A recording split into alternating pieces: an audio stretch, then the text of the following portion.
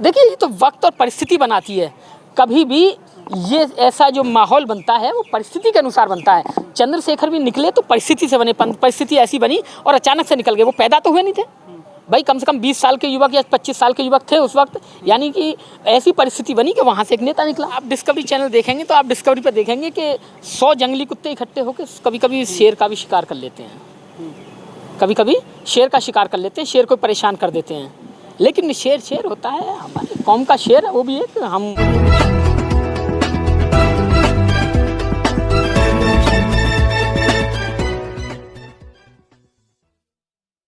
गई उस मामले को किस तरह देखते हैं आप? देखिए, अगर बात विचारधारा की आती है तो हमारे मतभेद अलग अलग हो सकते हैं, लेकिन जब हमारी कौम के किसी उभरते हुए राजनेता, सामाजिक कार्यकर्ता पर गोली चलने जैसी जघन्य अपराध किया जाएगा तो हम सब एक हैं। और जैसे ही पता चलेगा कि ये जघन्य अपराध किसने किया है, इसमें कौन कौन शामिल थे, तो हम उसे ईंट का जवाब पत्थर से देंगे। हमारे उस व्यक्ति की गोली छू कर निकली, लेकिन हम उसके सर पे ऐसा माथा लगाएंगे कि सीधे यहाँ से निकलेगी, खत्म। क्योंकि हम बाबा साहब के अनुयायी हैं और बाबा साहब ने कहा था कि जुल्म करने वाले से जुल्म सहने वाला ज़्यादा गुनहगार होता है।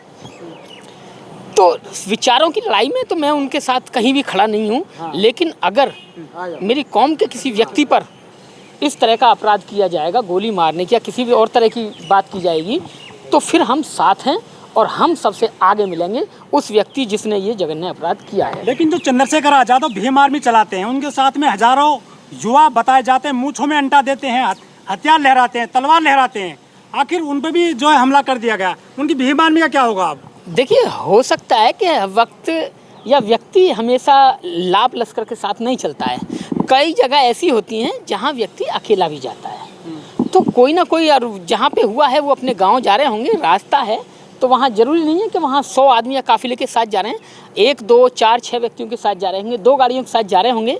और कहते हैं कि जागू से लागू बुरा होता है, यानी जो जगह होता है वो एक बार को सो सकता है, लेकिन जो लगा हुआ है ना कि मुझे इसे मारना है, वो हमेशा सर्च करता रहता है कि कब कहाँ कैसे टाइम मिलेगा। लगा है तो वो पीछे से लगे होंगे, जो भी है एक प्लानिंग होगी उनकी, उन्होंने किया उस अपराध को। कहते हैं कि लेकिन इस शेर को उसकी मां किया गया है इनके सहारनपुर में ही। देखिए, आप डिस्कवरी चैनल देखेंगे तो आप डिस्कवरी पर देखेंगे कि 100 जंगली कुत्ते इकट्ठे होकर कभी कभी शेर का भी शिकार कर लेते हैं, कभी कभी शेर का शिकार कर लेते हैं, शेर को परेशान कर देते हैं।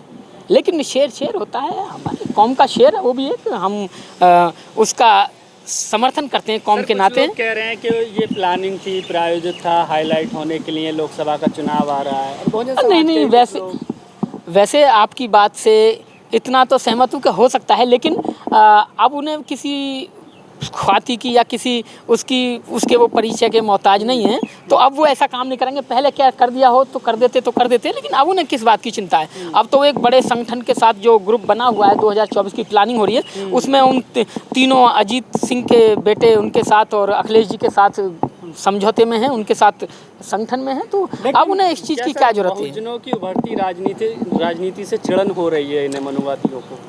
देखिए, एक सवाल आप बिल्कुल अपने जहन में उतार लें, सफलता दुश्मनी पैदा करती है।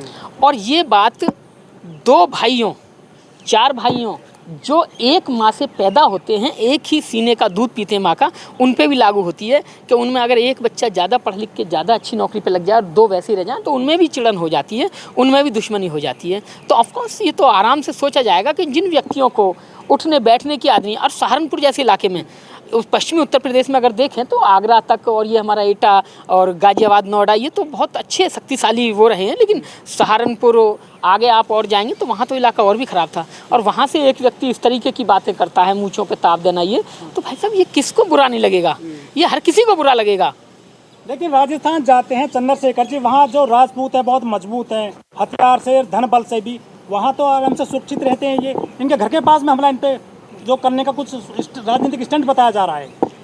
देखिए, आपकी बातों से मैं सहमत हूँ, हो सकता है कि राजनीतिक स्टंट हो, लेकिन जब तक किसी काम की या किसी बात की पूरी तरह पुष्टि ना हो जाए, अब जब ये स्टंट हुआ है, गोली चली है, फॉरेंसिक जांच होगी, रिपोर्ट होगी थाने में, FIR दर्ज होगी, उसकी जांच होगी, गोली कहाँ से आई, कौन सी पिस्टल की थी, कितने mm की थी और कहाँ से निकल के कहाँ गई, क्योंकि आज सोशल मीडिया पे दे रहे हैं कि गोली यहाँ से निकली तो फिर सीट पे कैसे गई, छू के क्यों निकली, सीने में क्यों नहीं लगी। ये जो जांच का विषय है ये पुलिस का विषय है। ये भी कह रहे हैं कि राजनीतिक स्टंट है जिससे कि सुरक्षाकर्मी मिल जाएं सरकारी, तो अच्छी बात है। अगर हमारे किसी व्यक्ति को सुरक्षा हमला कराएंगे क्या अपने ऊपर? नहीं, देखिए हमला कराना अलग बात है, हमला कोई व्यक्ति अपने ऊपर इस तरह नहीं कराता है। जब जांच होगी, पुलिस जांच करे बिना तो मानेगी नहीं, जांच तो होगी। जब इतना बड़ा हुआ है तो क्या इस रिपोर्ट नहीं होगी? मैं आपसे पूछना चाहता हूँ, रिपोर्ट हुई होगी, पुलिस जांच करेगी, कमेटी बैठेगी, गिरफ्तारियां भी हुई हैं। कह रहे हैं कि योगी जी ने हमको ट्वीट नहीं किया, बहन जी ने ट्वीट नहीं किया, ये किस देखते हैं उनकी मानसिकता को? वो उनके समर्थकों की बात है। चंद्रशेखर का अगर बयान ये था, अगर चंद्रशेखर का बयान आया है तो ये बचकाना बयान है, मैं इस बयान से सहमत नहीं हूँ, बचकाना बयान है।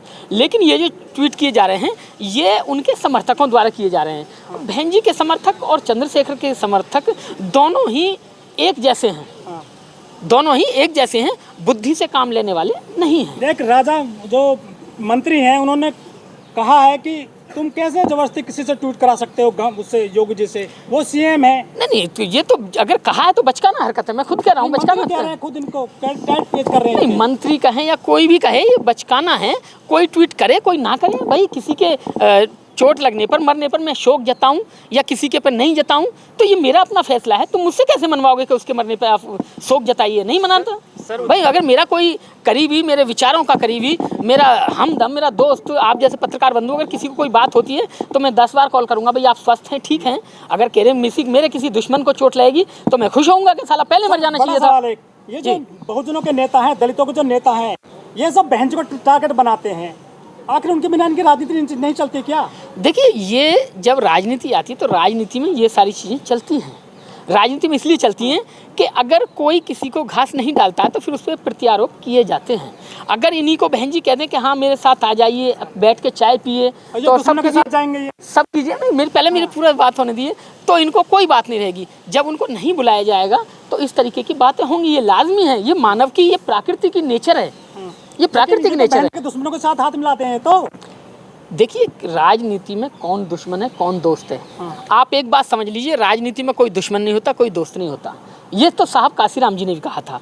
वक्त आने पे एक साहब काशीराम जी ने कहा था कि मैं कितने बड़ा दुश्मन है और अगर मैं राजा बनना हो, मेरी बात बनने की आएगी तो मैं उस राजा से समर्थन ले सकता हूँ, उस दोस्त बना सकता हूँ कुछ समय के लिए। उन्होंने किया भी। तो राजनीति में कोई दुश्मन नहीं होता। आज जिसने गोली चलाई है, या कल को पता चलता है कि चंद्रशेखर किसने गोली चलाई है, कल को चंद्रशेखर के फंक्शन में या में चंद्रशेखर जाके या कोई और जाके विपक्ष के साथ खाना खा रहे होते हैं पार्टियों में, तो यहाँ सिर्फ विचारों की राजनीति होती है, विचारों के दुश्मन होते हैं। सर, उत्तर इस तरीके के नहीं होते हैं। मुख्यमंत्री कहते हैं कि कानून व्यवस्था बहुत दुरुस्त है, चंद्रशेखर पर हमला होता है, इससे पहले हमने देखा ओवैसी जी पर हमला हुआ, तो ये टॉप के सीनियर जो लीडर्स हैं इन पर हमले हो रहे हैं। लॉ एंड ऑर्डर को कैसे देखते हैं आप? देखिए, लॉ एंड ऑर्डर तो एकदम बकवास है।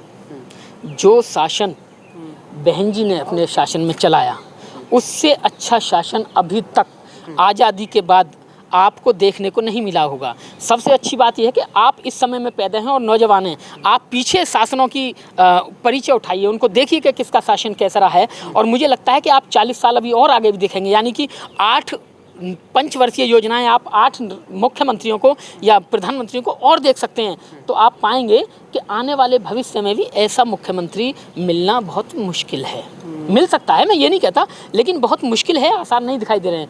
जो उस समय लॉ एंड ऑर्डर था वो इतना स्ट्रिक्ट था, इतना सख्त था कि चोर डाकू ये जो छुटमुड़िए थे तो पहले ही जा चुके थे। अब तो गुंडागर्दी खुलेआम है, अब तो लोग पीटते हैं, उसकी वीडियो और बनाते हैं, स्पेशल में वीडियो बना के उसे डालते हैं और फिर भी उन पर कोई कानूनी शिकंजा नहीं होता है। कानून व्यवस्था का प्रचार किया जाता है और उसके नाम पर वोट भी मिल जाता है, दोबारा से योगी जी CM भी बन जाते हैं, तो जनता कैसे देख रही है? याद रखिए, भारत जातियों का देश है और जो आज देश में जाति की राजनीति कर रहे हैं, चाहे वो कोई भी पार्टी हो, वो कभी सत्ता में नहीं आ सकते। धर्म की राजनीति से आ सकते हैं, लेकिन जाति की राजनीति से कभी नहीं आ सकते। इस देश में कोई भी एक जाति शासक नहीं बन सकती। जब तक मान्यवर काशीराम थे, उन्होंने विभिन्न जातियों को जोड़ के एक बहुजन समाज बनाया था, तो बहन जी मुख्यमंत्री बनी थी। आज बहन जी के पास या किसी अन्य के पास, चंद्रशेखर के भी पास या उदित राज जी के भी पास, एक या दो जाति के अलावा और उसी जाति, मतलब एक वर्ग जो एससी वर्ग है, चाहे एसटी वर्ग है, चाहे ओबीसी वर्ग है, उन जातियों में भी, वर्गों में भी अलग अलग जातियां हैं। उन जातियों के सबके अपने नेता पैदा हो गए हैं, उनके अपनी भावनाएं हैं, इच्छाएं हैं, सामाजिक इच्छाएं उनकी नहीं हैं, चाहे वो कोई भी हों। अगर उनकी सामाजिक इच्छाएं होंगी तो वो किसी को भी समर्थन दे सकते हैं। भी मैं नहीं बन रहा हूँ, तुम बन सकते हो, तो मैं समर्थन देता हूँ। लेकिन उनकी अपनी है कि नहीं, मैं ही बनूंगा, अगर मैं नहीं बनूंगा तो किसी को भी नहीं बनने दूंगा, या तुम्हें तो बिल्कुल नहीं बनने दूंगा। तो उसी वेस पर आज राजनीति चल रही है, जाति पर राजनीति चल रही है कि मैं बना तो ठीक है, नहीं तो मैं दूसरे को, अपने ही भाई को, अपनी ही उपजाति के व्यक्ति को राजनीति में सफल या कुछ पहुंचने में वहां तक नहीं पहुंचने दूंगा। सर, जो बहुजन लोग हैं वो ये कह रहे हैं कि बहन जी ने ट्वीट नहीं किया, इनके जो गलत कर रही हैं, लेकिन जो भीम आर्मी है, चंद्रशेखर आज़ाद जी हैं, बहन जी के भाई गुजर जब ट्वीट नहीं किया, उनकी मदर गुजर जब ट्वीट नहीं किया, उनके पिता गुजर जब ट्वीट नहीं किया, ये कितने दुख दर्द में जाते हैं बहन जी को, जो आज उनसे मतलब कह रहे हैं कि हमें ट्वीट नहीं किया। देखिए, जब समस्या बहुत बड़ी हो तो ये समस्याएं बहुत छोटी हैं, और जो इन छोटी समस्याओं पर ध्यान देता है वो एक अच्छा राजनेता नहीं हो सकता। वो छोटा राजनेता है, छोटी मानसिकता है, छोटी उसकी प्लानिंग है, छोटा ही उसका एक वो है, प्लानिंग है। और बाबा साहब कहते हैं कि छोटा एम जो होता है वो क्राइम होता है।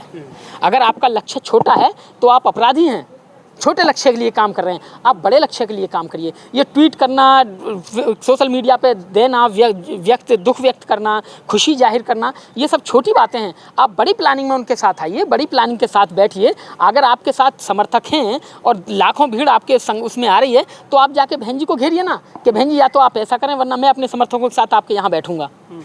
लेकिन आप ये काम भी नहीं करते। मेनस्ट्रीम मीडिया है बहुत ज़्यादा टाल कर रहा है इस पूरे मामले को, जो मजे ले रहा है मेनस्ट्रीम मीडिया की, ये बहुजनों में आपस में फूट पड़ गई है बहन जी को लेकर और आज़ाद समाज पार्टी को लेकर।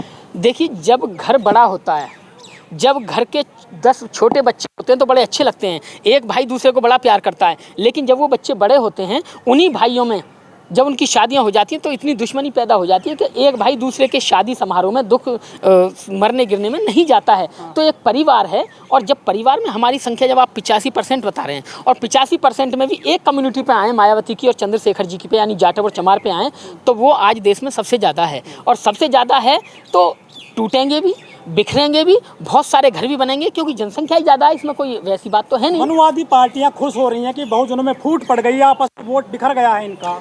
कोई फूट नहीं पड़ी है।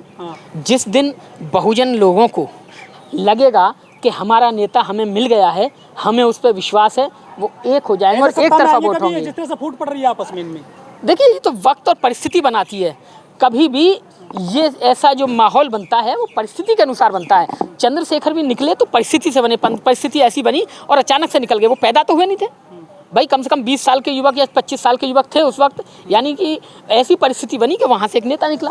ऐसी बहन जी का, ये तो परिस्थितियाँ बनाती हैं। हो सकता है कि कल को ऐसी परिस्थिति बने, कोई हमारा एक नया नेता और निकले जो बहन जी पे भी, आज समाज बहन जी पे विश्वास नहीं करेगा, चंद्रशेखर पे नहीं करेगा, उस पे करेगा, उसे आगे बढ़ाया जाएगा। ये परिस्थितियाँ होती हैं, और अभी मैदान खाली है, और इस खाली मैदान में अभी कोई दूर दूर तक है नहीं। और जिस दिन होगा, जिस पे विश्वास करेगा समाज, उस दिन वो निकल के आएगा, वो राजा बनेगा, सब कुछ होगा। हाँ, वक्त की परिस्थितियाँ होती हैं, और वही बात जो मैंने पहले दोहराई थी कि कभी कभी गीदड़ भी मिलके, कुत्ते भी मिलकर के अकेला जब शेर को पाते हैं तो उसे घेर लेते हैं। वो समय की परिस्थिति होती है।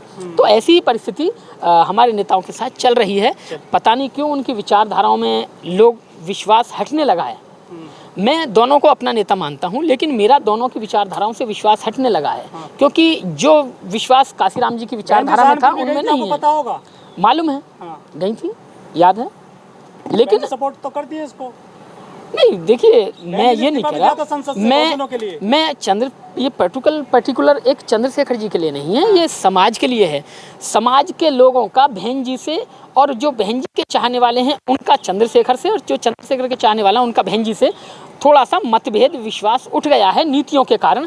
बाकी बात ऐसी है कि अगर चंद्रशेखर पर हमला होगा तो सारे चाहे बहन जी के समर्थक हों वो भी उसके साथ जाएंगे, और बहन जी पे कुछ होता है तो चंद्रशेखर के भी सारे समर्थक वहाँ इकट्ठे हो जाएंगे। ये फिर कौम का मामला बनता है। अच्छा, अभी राजनीति का मामला है। रविदास मंदिर वाले मामले में जब ये वहाँ गए थे, रविदास मंदिर के पास में अपनी पूरी पलटन लेकर के चंद्रशेखर जी 96 लोगों पे मुकदमे दर्ज हुए, जेल गए। वो बचकाना, कितने को घर जाते हैं ये? वो बचकाना हरकत थी उनकी, वो छोटी सोच थी उनकी। और चल रहे हैं युवकों पर। देखिए, युवकों को मुकदमों से बचने के लिए ऐसी राजनीति से बचना होगा, वरना ऐसे हुजूम तो चलते रहेंगे। ये नौजवानों की पार्टी है, ये लड़कों की पार्टी है, ये लड़कों का संगठन है। और लड़के शब्द जो बनता है वो लड़के, यानी लड़के वो चलते हुए भी उस सड़क के पत्थर जो पड़ाते हैं उससे भी लड़के चलते हैं, उसमें भी ठोकर मारते चलते हैं। उनकी उम्र ऐसी है, उनका मिजाज ऐसा है। तो सत्ता में लड़के चले जाएंगे ऐसे करके, धीरे धीरे धीरे धीरे मैच्योर होंगे। एक साथ बुद्धि है, एक साथ जवान कोई नहीं होता है। धीरे धीरे राजनीति में ठोकर खाएंगे, नीचे जाएंगे, ऊपर आएंगे, तब जाके तब के अच्छे नेता बनेंगे। अभी तो उनको पहली क्लास पढ़ने तो दीजिए, पहली क्लास का एग्जाम तो देने दीजिए। अभी से आप पहली क्लास में ही आप सभी को कह रहे हैं कि नहीं 10वीं कैसे करेंगे, वो 10वीं भी करेंगे। चंद्रशेखर भविष्य में हो सकता है कि मायावती से अच्छे साबित हो जाएं, और हो सकता है कि साल 2 साल में ही ख़त्म हो जाएं। ये उनके अपनी चलने की स्पीड और उनकी अपनी नीतियों पर निर्भर करता है। हम अभी से किसी की ये प्लान भविष्य का नहीं बता सकते, या ये नहीं कह सकते भविष्यवाणी में कि कौन कितना ऊपर जाएगा और कौन कैसा साबित होगा राजनीति में। ये तो अभी चलने का सफ़र है। धीरे धीरे सभी अच्छे नेता बन जाएंगे। अभी थोड़ा बढ़ने दीजिए और अच्छा लगेगा सभी को। और